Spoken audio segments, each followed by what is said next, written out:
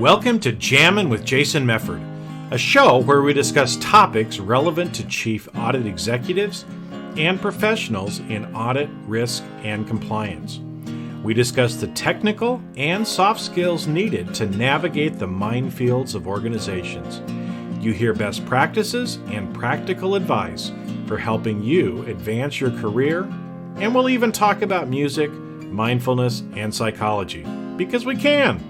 So sit back and relax while you listen to the #1 podcast in the world for internal auditors, unscripted and unedited. Welcome to another episode of Jamming with Jason. There we go. I just had to get it out that way to start off. Hey, it's another solo episode this week. And wanted to talk a little bit about, I think I mentioned to you before, if you've been a longtime listener, that on Fridays, typically what I'm going to be doing, because we're doing two a week right now, is on Friday, either it'll be a Flashback Friday where we go through and kind of replay one of the most popular episodes that we had before, in case you missed it the first time. But also, it's with the way that we learn, it's good to repeat things because we learn through repetition. And so I know for myself, I can listen to the same thing 3 or 4 times. Each time I do it, I get something different out of it. So that's another reason why we're doing the Flashback Fridays as well. But also on Fridays, sometimes I want to do like what I'm doing with you today. And that is not to talk about the technical parts of doing your job, or, talk about latest research or how to do this or that better in your job, but actually talk to you about you. Things you can do to help improve your career, or things you can do to actually improve your life as well. Because one thing is, we are a whole being. We're not just, one person at work and one person at home in our home life. We're the same person, and we have to realize that as well and kind of work from that position as well. And so today, I wanted to talk a little bit about leadership, and we're going to get into that here in just a minute. But I wanted to remind you, again, if you are a listener to the podcast, make sure and connect with me on LinkedIn. It's really easy to find me. If you just type in Jason Mefford, I'm probably going to be the top one that pops up. Send me a connection request, but do me a favor, because I get a lot of like random requests from people so half the time I'm denying more people than I'm accepting. So if you're a listener to the podcast, I want to make sure and accept you. So give me a personalized invite. So when you click on it, don't just click connect, but actually send me a message. Let me know that you're a listener to the podcast, because then I'll make sure and accept you. If not, if I kind of glance at your profile and it seems a little random to me, I might delete it, and I don't want to do that. So make sure, reach out to me on LinkedIn, connect with me, and then also let me know what you like about the podcast as well, so I can keep doing some of that.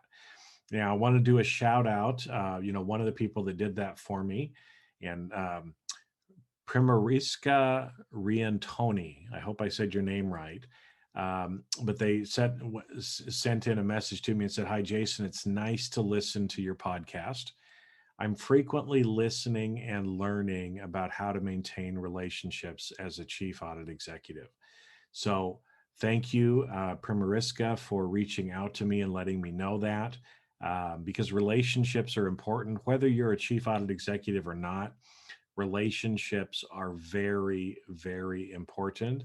And you're actually going to start hearing me talk a lot more about that, both again in your career, but also in your personal life.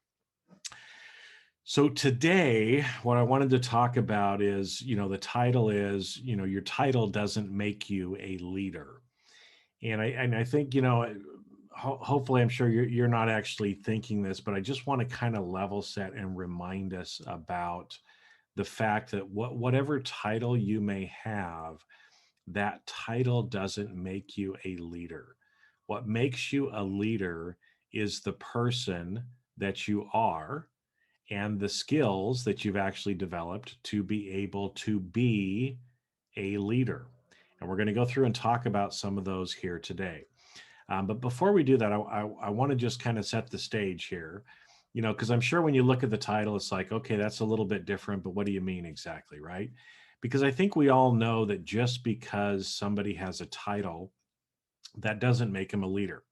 So I want you to think about, there's a great movie that I saw at one point called Horrible Bosses.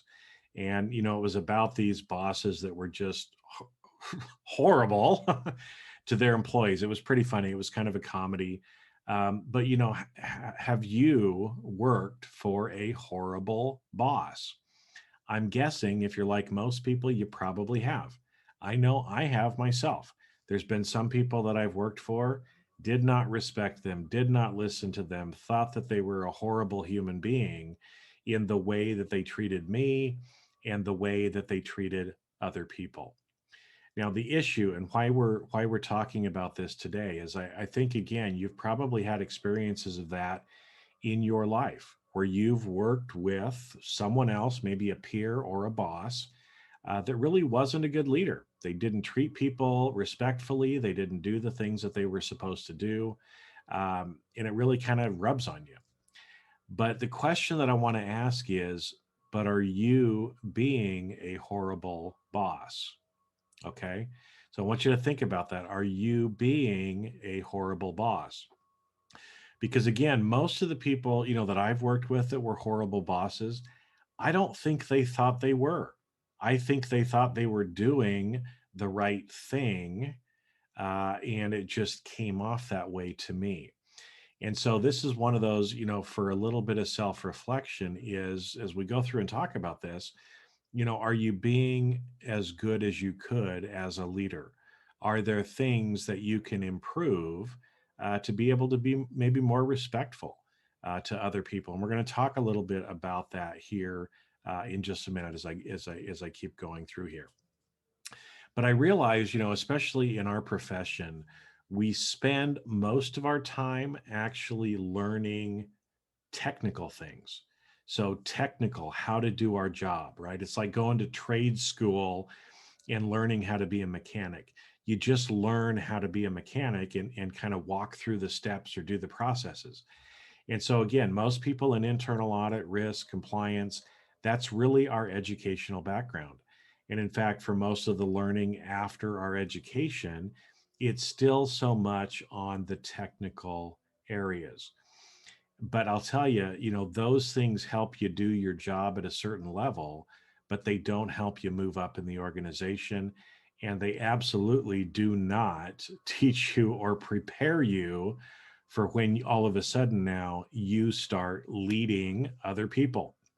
And the reason is, the promotion hierarchy typically goes like this. You start off, you're, as a staff auditor, a new internal auditor, you do good work. After a little while, they say, hey, you've done good work. So now why don't we give you some people that you're responsible for? We'll make you the lead auditor or an in charge or whatever the title happens to be. And now other people are working for you. And then you do that for a little while. And then you move into maybe being a manager. And all along the way, we're still getting the technical training, but usually we're not really prepared for actually being a leader of other people. And it's a big difference between being a manager and a leader as well. And we'll get into that probably more in a future episode as well. But today, what I really wanted to talk to you about is kind of this whole idea of, what kind of a leader are you, and do you have the skills to make you successful as a leader? Okay, because I get it. I understand that a lot of you have really kind of gotten thrown into these supervisory or leadership positions without ever really being taught how to be a leader. So you're probably not prepared for it. Imagine, I like to use analogies, and I love football, right? It's football season right now. And, some of you, I'm sure, maybe growing up had some different leadership positions, maybe as you were growing, right? Like I was in the Boy Scouts. So I got my Eagle Scout rank. And in the Boy Scouts, they try to teach you some of these leadership skills, right? They start teaching you how to kind of lead other people. There's some of that that's kind of incorporated into it. There's leadership positions that you work on. But really, what I learned as a Boy Scout, while it was very good, it absolutely did not prepare me for being an executive in a multi-billion-dollar company. They're two totally different things, right? And so again, imagine it'd be like if maybe you started off, you played, pee-wee football, and maybe you played football in high school, and then you go on to college. You played football earlier on, had a great time as a kid doing it, but then you went to college, right, to get a real job and to learn the real stuff. And so you weren't a college athlete. You were a student who was actually doing the work, learning the technical skills, right? You get hired, you get out into the workforce, you start working, you move yourself up, and all of a sudden you start looking around and you realize it's as if, yes, you know how to play football because you played it in high school, but all of a sudden you look around and you're in the National Football League. You're playing with other people who didn't just stop at high school. They went through their college. They played football in college, and they've been playing football professionally in the National Football League for a while. Well, when you see that, that puts you at a disadvantage. And I understand, I totally get it, but that's kind of the situation that many of you are put into, right? You don't have the same training, you don't have the same experience that a lot of the other executives in your organization do. And because of that, those other executives view you in a different light, right? It's again, it's like, oh, this, what's this person doing here in the NFL? They kind of understand how to play football, but they don't understand anything about what it actually takes to play in the NFL. So let's use that as an example and just talk here for a few minutes about, well, if we translate that now into leadership, what are some things that maybe you didn't learn before that you need to learn to be able to play at that executive leader position? And again, even though you might not be a vice president in an organization, but these are still skills that all of us need to know how to do in order to be a great leader, regardless of whatever your title is. And again, this works in your career, but also in your personal life as a leader as well. Okay. Now, again, if we go back to the football analogy just briefly, people that play sport professionally, whether it's football or soccer or what football is called in the rest of the world, or tennis, or whatever sports analogy that you want to use, people that play on the professional level, they have coaches, they're practicing every day, they're doing conditioning in the off season as well, right? So again, if you take something like football that has a particular time series when the games are happening during the year, well, what do you think those athletes are doing in the off season? They're not sitting around eating a bunch of ice cream, sitting on their couch. They're still actually working, they're exercising, they've got trainers, they're working out every day, because what they do in the off season is actually what helps them perform better when they actually get into a game situation. Same thing is true for us as leaders. What you do in the equivalent off season is going to determine whether or not you're successful when you're actually kind of under that fire and playing the game, in the politics that you're dealing with other executives in the organization.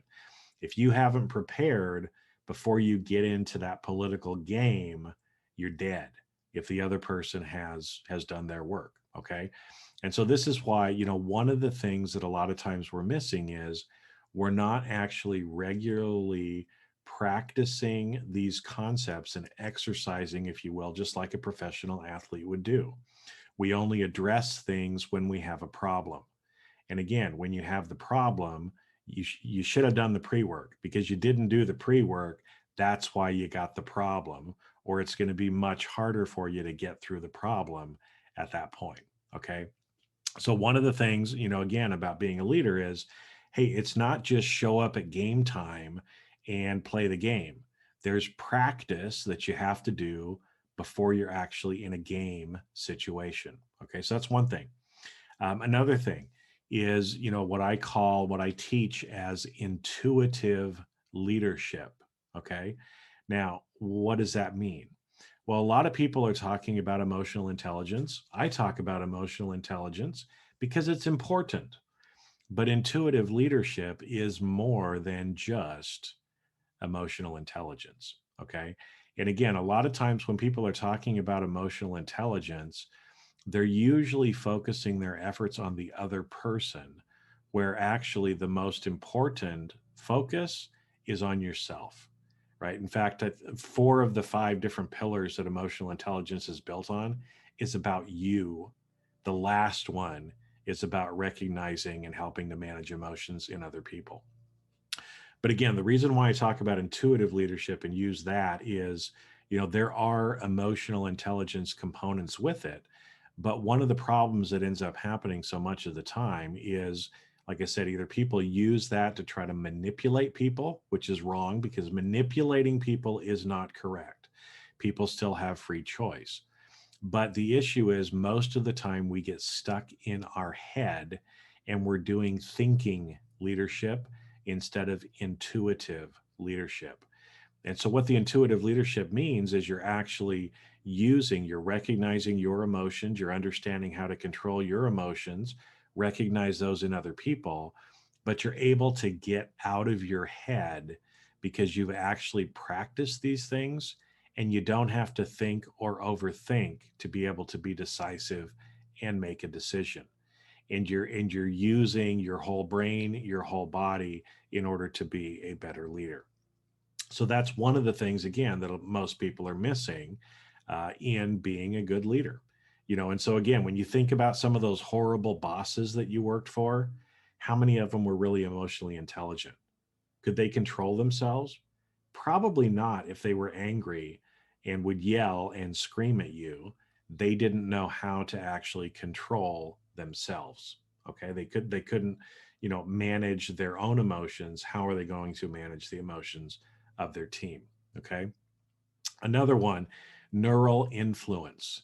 And again, you might have heard of the term influence before, and I've talked about it before. So, but what's the difference between neural influence and just influence? Well, influence, again, it's based on kind of six principles. Neural influence, the way that I teach it and talk about it, actually incorporates a lot more of the psychological and brain based things behind it, so that you're actually able to influence people. But again, as I told you before, it's not manipulation, it's not forcing or trying to get people to do things. It's just actually understanding how to use psychology and the principles of influence to be able to get people to do things they already want to do, or to help them get past the roadblocks or the limitations that they have, and why they won't end up taking action. Okay, because again, a lot of that influence side is trying to encourage people or get people to take better action. And some of that, again, is based on the questions that you ask. Most people in leadership positions don't ask questions, they tell people. But I'll tell you, right?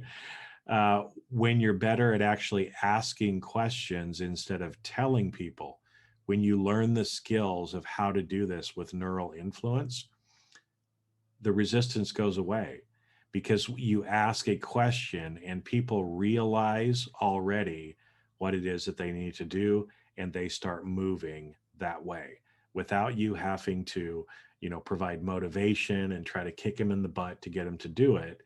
you're actually able to help them come to that realization on their own and move forward. That makes your job as a leader way easier. And I'm all about easy, not about hard. Okay. The other one that I wanted to mention with you today is about mental mastery. And again, a lot of times people look at this and they think, oh, mental mastery, what are you talking about? Right. Well, again, think about, if you go back, I love movies. And if you ever watch the movie Karate Kid, if you remember, Mr. Miyagi had Daniel-san doing lots of different things. He couldn't figure out why he was painting the fence and why he was waxing the car and why he was sanding the floor, but it was to build up Daniel's mental mastery. It was teaching him skills, but it was also toughening him up mentally to be able to handle the game, right? And if you remember, there's that great scene in there where Daniel is mad at Mr. Miyagi and says, I'm tired of washing your car and doing all this stuff. I want you to teach me karate. And Mr. Miyagi said, okay, well, I'm going to attack you. Now show me, paint the fence. And as he was attacking Daniel, the paint the fence was actually the move to defend what he was doing, right? So he was learning the skills, but he was also developing the mental mastery to be able to do that. And I'll tell you, because, one of the hardest places to be, excuse me, as a leader is right between your two ears. And most of the time, when push comes to shove, most leaders back down and chicken out. And the reason for that, they haven't worked on the mental mastery part. So when things are great, and I'm sure you've seen this with leaders that you've worked with, when things are great, it is so fucking easy to be a leader, right? Because everything just happens the way you want it to. You get all the credit, you don't have to do any of the work, right? But the minute things get hard, that's where a real leader shows up, right? Because the real leader has worked on what's going on up in their mind between their ears, and they can make it through anything. And that's the difference again between a great leader and somebody who's just a pretend leader, right? It's easy to be a leader when you've got a great team and everybody's doing exactly what it is that they're supposed to do. But do you have the mental mastery to actually work through the tough times, hold your shit together, and actually do what needs to be done? That mental mastery work and the practice that goes along with that is something that almost none of the leaders actually do. And it's pretty pathetic, okay? But that is exactly, if you want to be successful as a leader, that is one of the most important things that you can do. Because the more you can control yourself, the more you can control the stories that are in your mind, the easier it is for you to be able to work through those challenges. Because again, a lot of times it's difficult to be a leader. You have emotions just like everybody else does. And if you're not resilient, if you don't know how to work through what's going on in your own life, good luck trying to help everybody else, right? And again, a lot of those horrible bosses that we've all worked for, most of those people don't have their shit together. They don't have that mental mastery. That's why when they get triggered, they jump off the deep end. They start yelling and screaming and telling people what to do because they haven't been able to master the mental toughness behind what it takes to be a leader. Okay, so today, wrapping up for you this week. But again, as we started off at the beginning, we've all worked for horrible bosses. And I'm not saying that you're a horrible boss. I don't think that at all necessarily. But what I want you to do is ask yourself, could I be perceived as a horrible boss? Am I doing some of these other things that Jason talked about? Am I actually trying to practice in the off season so that I'm ready when the challenges come? Am I taking more of an intuitive leadership approach? Am I considering emotion behind it, both in myself and with other people? Do I understand and know how to use something like neural influence to actually help, have people do what it is that they want to do already?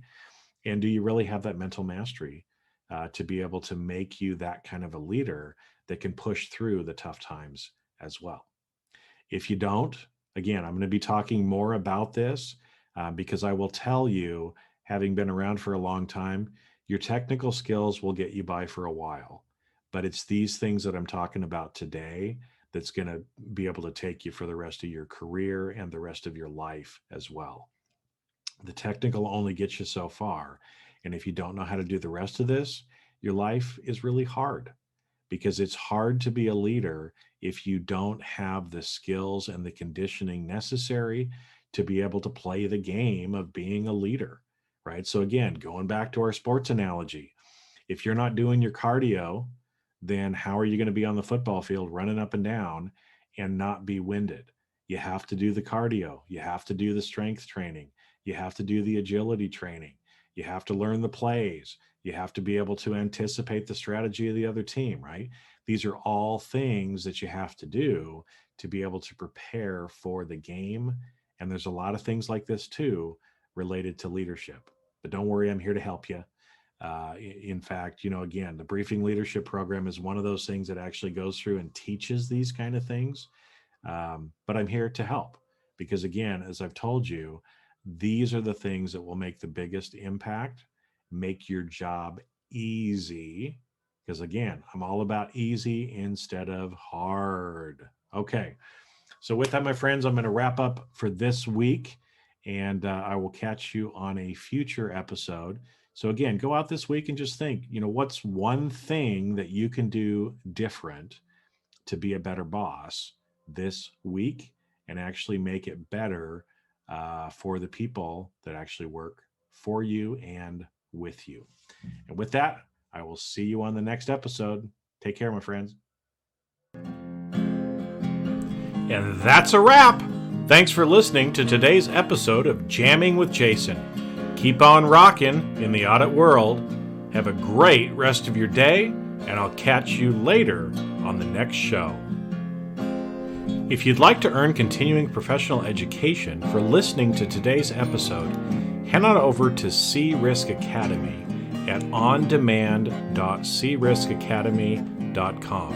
And that's C as in the letter C, riskacademy.com. Not only do you get a CPE certificate, but you also will have access to the video version of today's show. The views and opinions expressed on this show are that of the individuals and not of their respective organizations.